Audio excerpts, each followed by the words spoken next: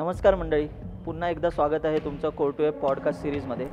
आपले बेसिक जावा पायथनवरचे MCQ होते. टेकएमचे round crack करण्यासाठी त्याने काय काय प्रिपेअर केलं होतं, त्याचा फ्लो कसा होता. क्वेश्चन इझी असतं जर समजलं एकदा काय करायचं आहे आपल्याला, बरोबर. काय कुठे काय करायचं. सगळ्यांनी लक्षात घेतलं पाहिजे की टेकएमसाठी आपल्याला ॲरे स्ट्रिंग ह्या कन्सेप्ट चांगला यायला पाहिजे.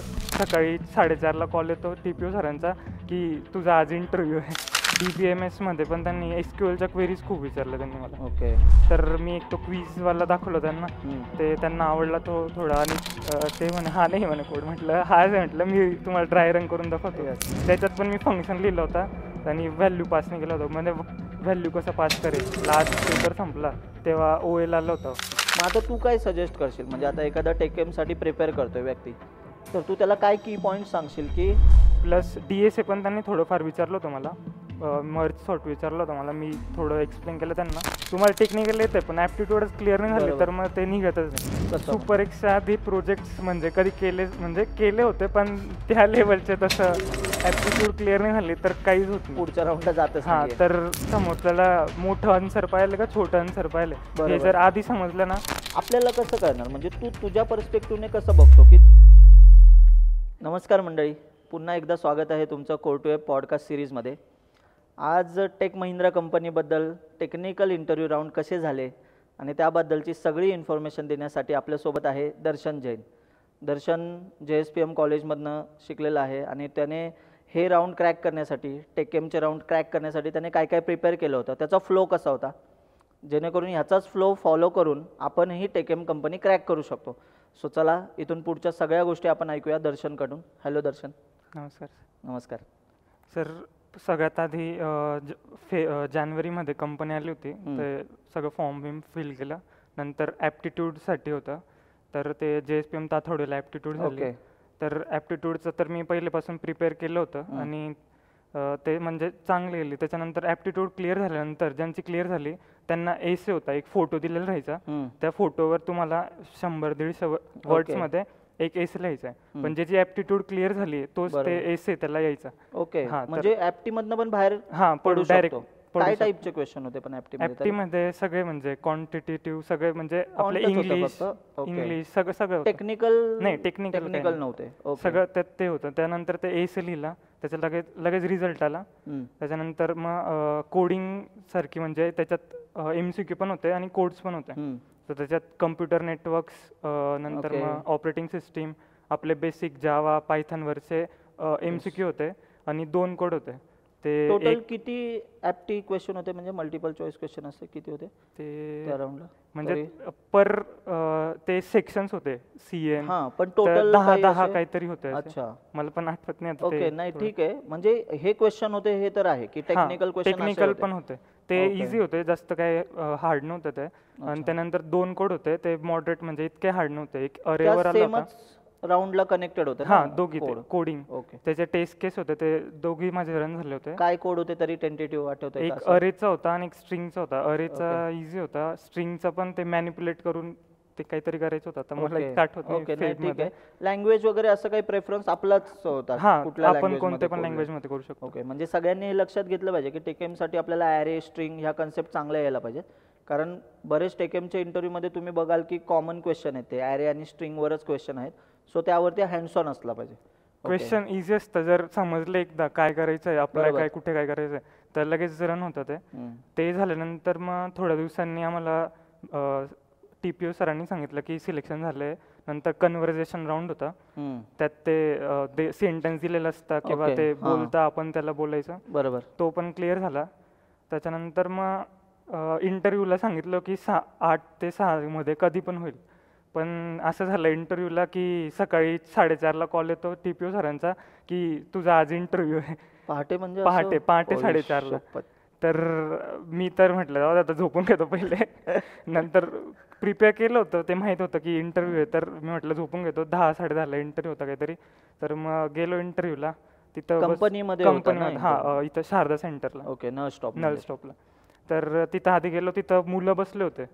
ते कोणीच जात नव्हतं. म्हटलं मी जाऊन येतो पहिले इंटरव्ह्यूला. मी गेलो इंटरव्ह्यूला. मॅम होता, 2 जण होते ते इंटरव्ह्यूला. त्यांनी आधी इंट्रोडक्शन विचारलं माझं आणि नंतर कोणती लँग्वेज तुला प्रेफरेबल आहे ते विचारलं. तर मी म्हटलं जावा. मग त्यांनी जावावर क्वेश्चन्स विचारायला चालू केले. नंतर UPSवर आले. मी त्यांना मग रिअल टाईम सगळे एक्झाम्पल आपल्या क्लासमध्ये जसं Yes. सांगतं ते सगळं सांगितलं. ते त्यांना आवडलं. ते नंतर मग त्यांनी प्रोजेक्ट्सबद्दल विचारलं, तर मी फ्लटरचं बी थोडंफार सांगितलं. तेव्हा सुरूच झालं होतं, म्हणजे बरोबर. झालं. तर मी एक तो क्विजवाला दाखवला त्यांना, ते त्यांना आवडला तो थोडा. आणि तू म्हणजे अजून करतोय का म्हणे याच्यात? म्हटलं Okay. हो चालू आहे. तर त्याच्यानंतर अजून DBMS मध्ये पण त्यांनी SQLच्या क्वेरीज खूप विचारल्या त्यांनी मला. ओके. तर त्या मोस्ट झाल्या माझ्या. 1-2 क्वेरीज मला नाही आल्या होत्या. म्हणजे टाईप काय होते म्हणजे तरी बेसिक ते क्वेरी, बेसिक होत्या, जॉइन? जॉईनवाले होते. 1-2 जॉईन्सवाले होत्या आणि बाकी बेसिकच होत्या मोस्ट. लाईक ऑपरेटर, ते ओके. वेअर, ते हॅव्हिंग, ग्रुप बाय, ते वाले होता. क्लॉज म्हणजे क्लॉजवाले, हां. आणि अजून तर कोड विचारले होते मला. एक पहिले तर फिबोनाची सिरीजचा विचारला होता. तर मी पहिले इटरेटिव्ह लिहिला. बरोबर. ते म्हणे हा नाही म्हणे कोड. म्हटलं हा आहे. म्हटलं मी तुम्हाला ड्राय रन करून दाखवतो. Yes. ते म्हणे छोटा असतो. म्हटलं छोटा हा आहे. म्हटलं तो पण सांगतो. म्हटलं तर तो कोड पहिले लिहिला. तू त्यांना डबल रिकर्शन वाला लिहिला का? नाही पहिले मी Normal इटरेटिव्ह आपला iterative ABC 3 व्हेरिएबल Yes, वापरून yes. तो वाला लिहिला. ते म्हणे हा नाही म्हणे तो म्हणजे वेगळा कोड असतो. म्हटलं हा पण आहे, तुम्हाला ड्राय रन करून दाखवतो म्हटलं. Yes. मग त्यांना पटलं हा असं पण वाह. तर नंतर मग त्यांना तो फिबोनाचीवाला पण ड्राय रन करून दाखवला. आणि त्यांनी अजून एक कोड दिला होता थर्ड, ते स्वॅपिंगवाला थर्ड, तो इझीवाला. Without तो using लगेच third हां, variable. त्याच्यात पण मी फंक्शन लिहिलं होता आणि व्हॅल्यू पास नाही केला होता. म्हणजे व्हॅल्यू कसं पास करेल. म्हटलं पूर्ण कोड लिही म्हणे. मग पूर्ण हां. कोड लिहिला. तर ते झालं सगळं. तर प्रोजेक्टवर त्यांनी थोडंफार विचारलं मला की फायनल इयरचा प्रोजेक्ट काय आहे, कसं आहे ते. आणि नंतर म्हणे ठीक आहे म्हणे, जा म्हणे तू आता. बाहेर आलो. थोड्या 5-10 मिनिटांनीच मग लगेच ते जे कोऑर्डिनेटर होता ते म्हणे HR झालं आहे म्हणे तुझं, HRला जा. HRला काही जास्त त्यांनी म्हणजे बेसिकली तू काय करतो, तुझं हॉबीज काय आहे, ओके. म्हणजे तुला आत्तापर्यंत कोणी कंपनी लागली का, तू इंटरव्ह्यू दिले कुठे. नंतर मग अजून हे विचारलं की तू रिलोकेट होईल का, की नंतर नाईट शिफ्ट घेईल का. आमच्या इथं वेगवेगळ्या सर्व्हिस लाईन्स आहे की तुला आता समजून घे की तुला डेव्हलपमेंटच पाहिले आणि ते जर नाही भेटलं तर तू काय करणार. तर मी म्हटलं मी शिकेल म्हटलं जे भेटेल ते. तर आणि तेव्हा असं सिच्युएशन काय भेटत नव्हतं. तर म्हटलं ठीक आहे, जे भेटतंय ते बरं आहे. तर ते सगळं झालं. ते लगेच HR पण झालं. 10-15-20 मिनटं घेतलं त्यांनी. आणि ते झाल्यानंतर लगेच मग बाहेर आलो आणि ते म्हणले सिलेक्ट झालंय. ओके. ते तेव्हाच म्हटलं होतं सिलेक्ट झालंय, पण रिझल्ट आला 14 तारखेला, 14 फेब्रुवारीला, की झाले सिलेक्ट. पण ऑफर लेटर काहीच नाही आलं होतं तोपर्यंत. नंतर ते डायरेक्ट लास्ट दिवशी, मला आठवतंय लास्ट पेपर संपला तेव्हा OL आलं होतं, लेटर ऑफ इंटेंट. नंतर मग 22 ऑगस्टला जॉईनिंग झालं. ओके. म्हणजे आता मला सांग की आता तुझे म्हणजे थोडक्यात ॲप्टी वगैरे वाला राऊंड एक झाला आणि एक टेक्निकल झाला आणि HR झाला. तर तो टेक्निकल राऊंड किती वेळाचा होता, म्हणजे टेक्निकल त्यांनी तरी पण 25-30 मिनिटं घेतलं. 25-30 मिनिटं. ओके. म्हणजे त्यांनी 2 व्यक्ती होते ना? हां, 2 व्यक्ती होते.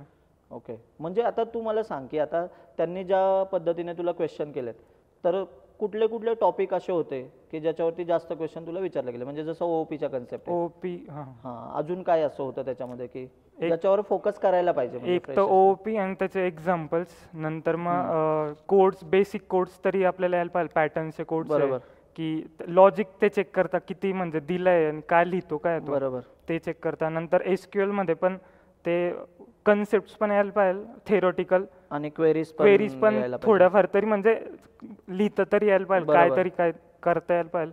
प्लस DSA पण त्यांनी थोडंफार विचारलं होतं मला, ती सॉर्टिंग, मर्ज सॉर्ट विचारलं होतं मला. मी थोडं एक्सप्लेन केलं त्यांना, त्यांना पटलं ते. नंतर टाइम कॉम्प्लेक्सिटी एक पार्ट आहे जो की म्हणजे ते विचारत होते की हा अल्गोरिदम कुठे मग जर हा यूज केला तर काय प्रॉब्लेम येईल, तो केला तर काय होईल असं. बरोबर.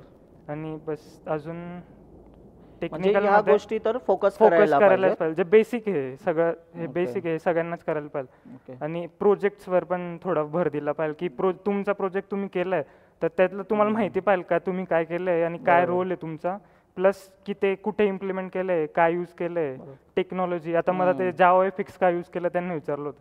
म्हटलं की मी जावा शिकत होतो तर मला दुसरं काही मला माहीत नव्हतं इतकं, तर म्हणून मी जावा FX ट्राय केलं. UI साठी हा framework. UI साठी ट्राय केलं, तर तू म्हण दुसरं काय शिकतो, म्हणून मी ते फ्लटर इंट्रोड्यूस केलं होतं Okay, त्यांना, good. की म्हणूनच मी आता फ्लटर सुरू केलंय, की बरोबर. ते UI साठी आणि ते सगळं क्रॉस प्लॅटफॉर्म आहे म्हणून. अरे वा. म्हणजे आता मला ते विचारायचं की आता जसं तू प्रोजेक्ट मेन्शन केले होते, तर तुझ्या रेझ्युमेमध्ये किती प्रोजेक्ट्स होते टोटल म्हणजे? माझ्या रिझ्यूम मध्ये 2 होते, एक कॉलेजचा आणि आपला एक इथला. ओके, तू सुपर एक्समध्ये प्रोजेक्ट Super केला X होता. हा. ओके, मग सुपर एक्सचा प्रोजेक्ट केला, तर तुझा काय रोल होता सुपर एक्सच्या प्रोजेक्टमध्ये आणि तुझा काय पर्स्पेक्टिव्ह आहे की सुपर एक्सच्या ह्या कन्सेप्टचा आपल्याला इंटरव्ह्यूमध्ये किती फायदा होतोय? कसं सुपर एक्सच्या आधी प्रोजेक्ट्स म्हणजे कधी केले, म्हणजे केले होते पण त्या लेवलचे तसं सगळं मिळून एकटं, आता आमची 4 लोकांची टीम होती, बरोबर. तर सगळ्यांना काम डिवाइड करणं, ते गीट आपलं गीटचा जास्त यूज केला होता, बरोबर. मर्च पूल, तेव्हा समजलं ते कसं म्हणजे टीम मध्ये कशी बॉन्डिंग होते, कोलॅबरेशन मध्ये कसं काम केलं जातं. नंतर मग प्रोजेक्ट ऍक्च्युअली कसा रन होतो, कुठून काय चालू करायचं, कुठे कॉल जातोय, काय सगळं एकदम नीट सुपर एक्समुळेच कळलं आणि त्याच्यामुळेच इंटरव्ह्यू मध्ये पण बोलताना सगळं सांगताना एकदम क्लिअर सांगतायत. ओके, म्हणजे तसा तुला त्याचा फायदा फायदा झाला. झाला, खूप झाला. ओके, ठीक आहे. मग आता तू काय सजेस्ट करशील, म्हणजे आता एखादा टेकेमसाठी प्रिपेअर करतोय व्यक्ती, तर तू त्याला काय की पॉईंट सांगशील की जे त्यांनी फोकस करायलाच पाहिजे जेणेकरून तो आरामात टेकेम क्रॅक करू शकतो? सगळ्यात पहिले तर ऍप्टिट्यूड क्लिअर नाही झाली तर काहीच होत नाही. पुढच्या राऊंडला जातच हा, नाहीये. तर थर्ड इयर पासूनच ऍप्टीचं तुम्ही म्हणजे इझी असतं ते, काही इतकं हार्ड नसतं. बरोबर. जर तुम्ही केलं दिवसाला 1 कन्सेप्ट पण केली, 2 कन्सेप्ट पण केल्या, तर ते आरामात होतं. पण थोडा तरी टाइम काढला पाहिजे ऍप्टिट्यूड त्याच्यासाठी. ते फक्त टेक्निकलच केलं, तुम्हाला टेक्निकल येते पण ऍप्टिट्यूडच क्लिअर नाही झाली बरोबर. तर मग ते निघतच नाही. तर त्यासाठी ऍप्टिट्यूड पहिले करायला पाहिजे. बरोबर. नंतर मग कम्युनिकेशन आहे की ते पण मॅटर करतं Matter कुठे कुठे. करतं. बरोबर. प्लस तुमचं ओव्हरऑल प्रोजेक्ट्स आणि बेसिक कन्सेप्ट जे आपण कॉलेजमध्ये शिकतो, जे बरोबर. क्लासमध्ये आपल्याला शिकवलं आहे, ते तितकं पण केलं क्लासमध्ये जितकं शिकवलं तरी आरामात करायला होतोय टेकएम सेंटर. याचाच अर्थ म्हणजे की आपल्याला ते ऍप्टी पण लक्षात आलं पाहिजे. एक कोर कन्सेप्ट म्हणजे कुठलीही ओओपीची लँग्वेज चांगल्या लेवलला, डीएसएचं नॉलेज, DSA थोडंफार प्रोग्रामिंग तरी. म्हणजे कोडिंगच्या कन्सेप्ट, कोडिंग तुम्हाला करता आलं पाहिजे, कोड लिहिता आले पाहिजेत मुळात. डीएसएच्या कन्सेप्ट, एसक्यूएल एसक्यूएल म्हणजे डीबीएमएस सिनारिओ जे तुम्हाला ते माहित बेसिक पाहिजे. सब्जेक्ट्स आहेत ते सगळे सीए ने थोडं बरोबर. ऑपरेटिंग सिस्टीम आहे, नेटवर्किंग वगैरे, ओएस म्हणा. ओएस. पुन्हा त्याच्या सिनारिओनुसार बघा प्रोजेक्ट, आणि प्रोजेक्टमध्ये पण महत्त्वाचा पॉईंट म्हणजे तुम्ही स्वतः केलेला असला हा, पाहिजे. स्वतः केलेलं. हा, म्हणजे तो, कारण बऱ्याचशा सिनारिओमध्ये आपण बघतो की इंजिनिअरिंगला बाय केले जातात बाय केलं. प्रोजेक्ट, आणि ते तेवढे आपल्याला कॉन्फिडेंटली सांगता येत नाही.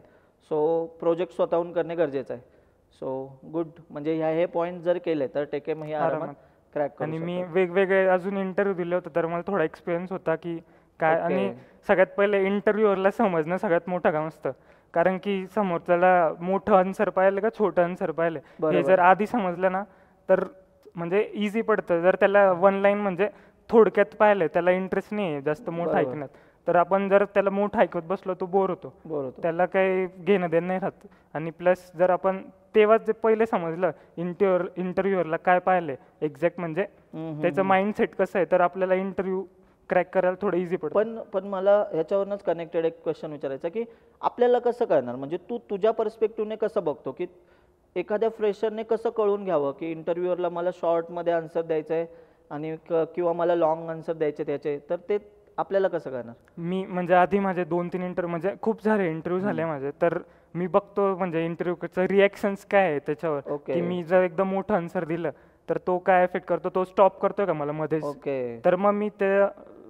म्हणजे थोडं बघून ब्रीफच फक्त. हा करून की ते चेक करतो. ओके, म्हणजे असंच आहे की आपण पहिले क्वेश्चन विचारल्यानंतर आपण आन्सर द्यायचा ट्राय करायचा आहे आपल्याला पुरं जेवढं जितकं येतंय. आठवतंय. जर ते इंटरेस्टने ऐकत असतील सगळं, तुम्ही जेवढं आन्सर देत आहे, तर तुम्ही तसंच कंटिन्यू करू शकता. अदरवाईज मग पुढच्या गोष्टींना Flow बेसिक change आन्सर, करा. फ्लो चेंज करायला पाहिजे. Good, yes. आय होप की सगळ्यांना म्हणजे ह्याच्या टेकेम एक्सपिरियन्सचा आपल्याला उपयोग होईल. जर तुम्हाला ह्या इंटरव्ह्यूमधनं काही व्हॅल्यू ॲड झाल्या तर आम्हाला कमेंट करून नक्की कळवा. यस, थँक्यू सो मच दर्शन, वेळ दिल्याबद्दल. थँक्यू.